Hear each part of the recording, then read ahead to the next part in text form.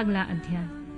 श्री विष्णु की पराजय में दधीच मुनि के शाप को कारण बताते हुए दधीच एवं शुभ के विवाद का इतिहास।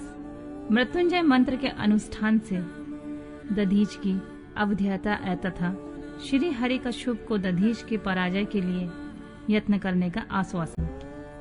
सूत जी कहते हैं, महर्षियों, अमित बुद्धिमान ब्रह्मा जी की कही हुई यह कथा सुनकर द्विश्रेष्ठ नारद विस्मय में पड़ गए। उन्होंने प्रसन्नता पूर्वक प्रश्न किया, पिताजी, भगवान विष्णु शिव जी को छोड़कर अन्य देवताओं के साथ दक्ष के यज्ञ में क्यों चले गए, जिसके कारण वहां उनका तिरस्कार हुआ? क्या वे प्रलयकारी पराक्रम वाले भगवान शंकर को नहीं जानते थे? फिर उन्होंने अज्ञानी पुरुष की भांति रुद्रगणों के साथ युद्ध क्यों किया? करुणानिधि, मेरे मन में बहुत बड़ा संदेह है।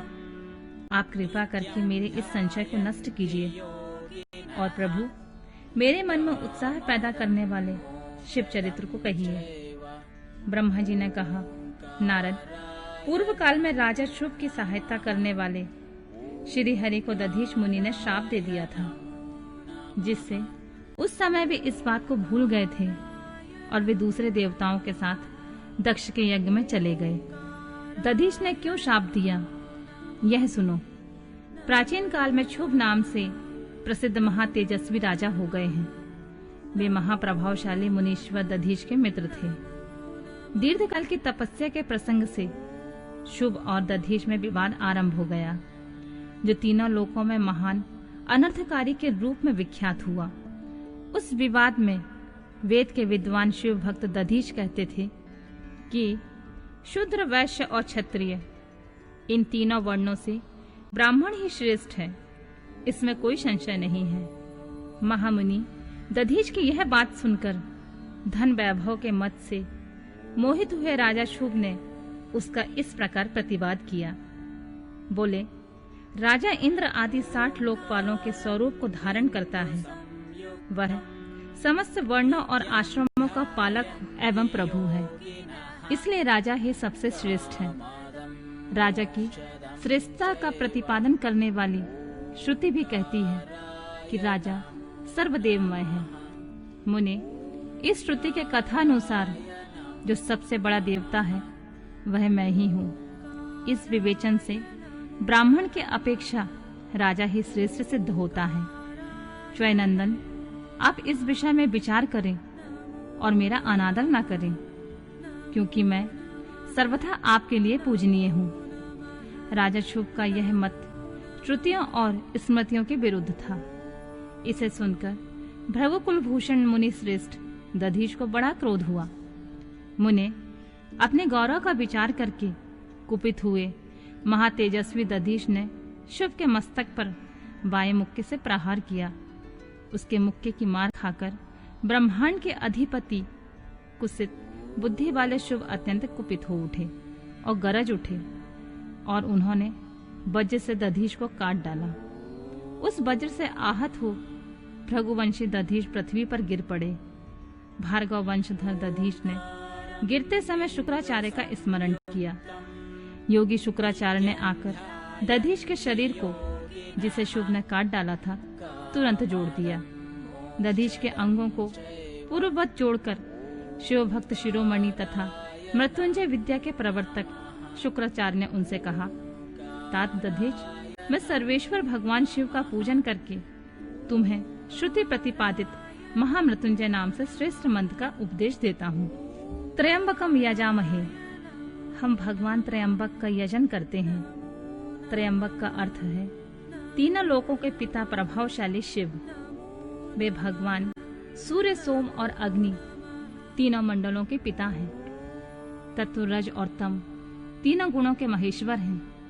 आत्म तत्व, विद्या तत्व और शिव तत्व, इन तीनों तत्वों के आवनही, गाहपत और दक्षिणाग्नि, इन तीनों अग्नियों के सर्वत्र उपलब्ध होने वाले पृथ्वी, जल और तेज, इन तीनों मूर्त भूतों के अथवा सात्विक तथा भेद से विविध भूतों के त्रिदेव, स्वर्ग के त्रिभुज के त्रिधा भूत, सबके ब्रह्मा, विष्णु और शिव, तीनों देवताओं के महान ईश्वर महादेव जी ही हैं।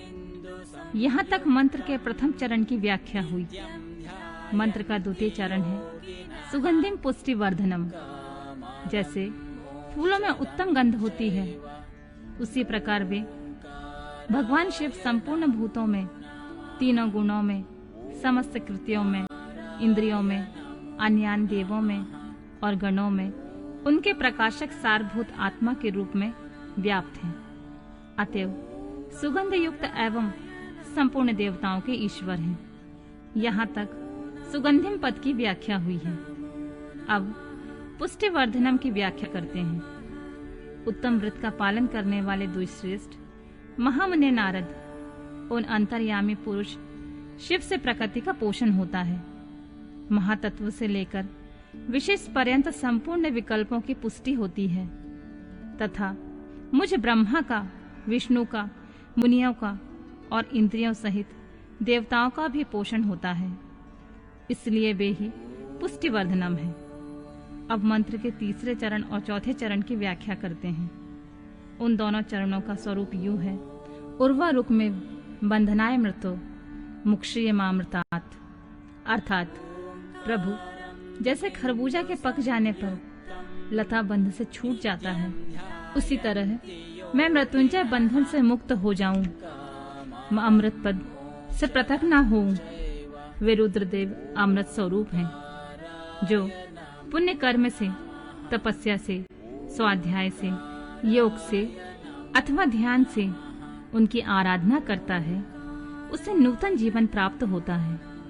इस सत्य के प्रभाव से भगवान शिव स्वयं ही अपने भक्त को मृत्यु के सूक्ष्म बंधन से मुक्त कर देते हैं, क्योंकि वे भगवान ही बंधन और मोक्ष देने वाले हैं। ठीक उसी तरह जैसे शरीर उर्वारुक अर्थात ककड़ी का पौधा अपने फल को ही स्वयं लता के बंधन से बांधे रखता है और पक जाने पर स्वयं उसे बंधन से मुक्त कर देता है।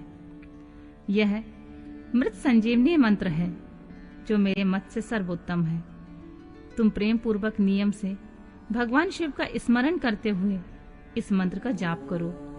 जाप और हवन के पश्चात इससे अभिमंत्रित किए हुए जल को दिन और रात में पियो तथा शिव विग्रह के समीप बैठकर उन्हीं का ध्यान करते रहो।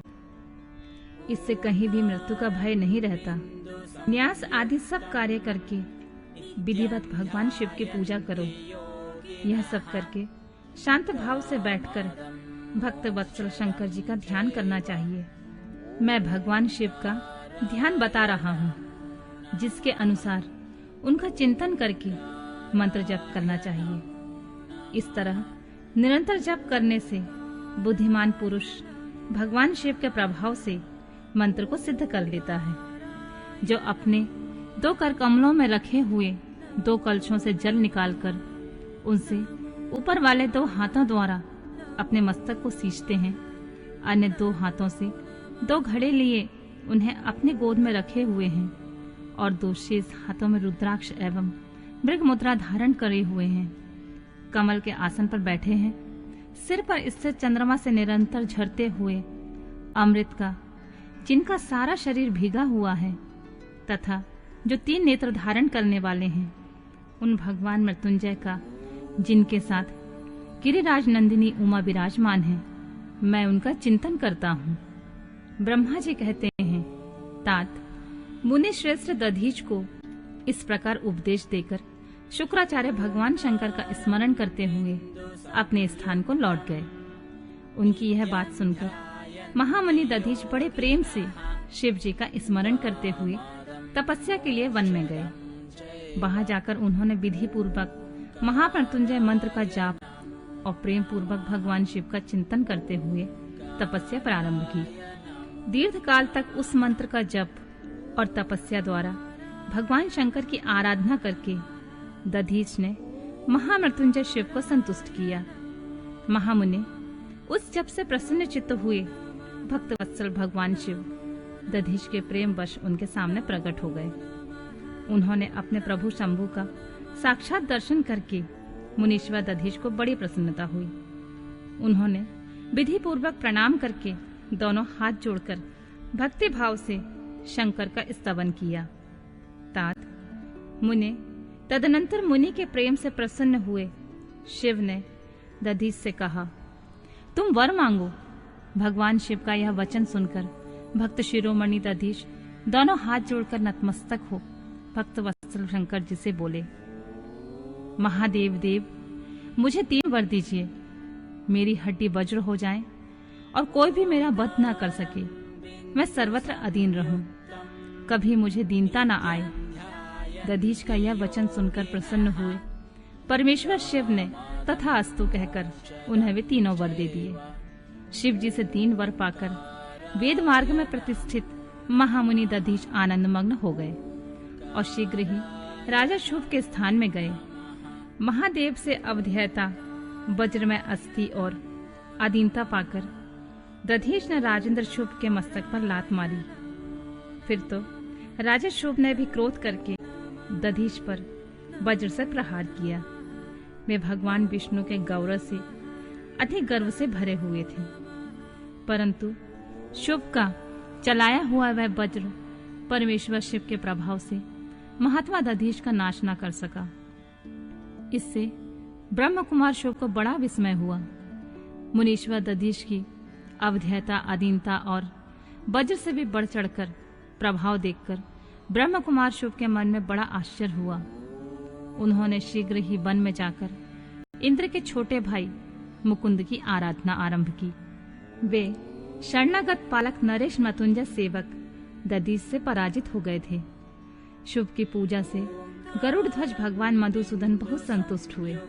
उन्होंने राजा को दिव्य दृष्टि प्रदान की। उस दिव्य दृष्टि से ही जनार्दन देव का दर्शन करके उन गरुड़ ध्वज को शुभ ने प्रणाम किया और प्रिय वचनों द्वारा उनकी स्तुति की। इस प्रकार देवेश्वर आदि से प्रशंसित उन अजय ईश्वर श्री नारायण देव का पूजन और स्तवन करके राजा ने भक्ति भाव से उनकी ओर देखा तथा उन जनार्दन के चरणों में मस्तक रखकर प्रणाम करने के पश्चात उन्हें अपना अभिप्राय सूचित किया।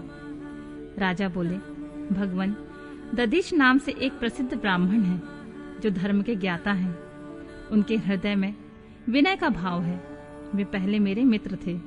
इन दिनों रोग शोक से रहित मृत्युंजय महादेव की आराधना करके वे उन्हीं कल्याणकारी शिव के प्रभाव से समस्त अस्त्र शस्त्रों द्वारा सदा के लिए अवध्य हो गए हैं।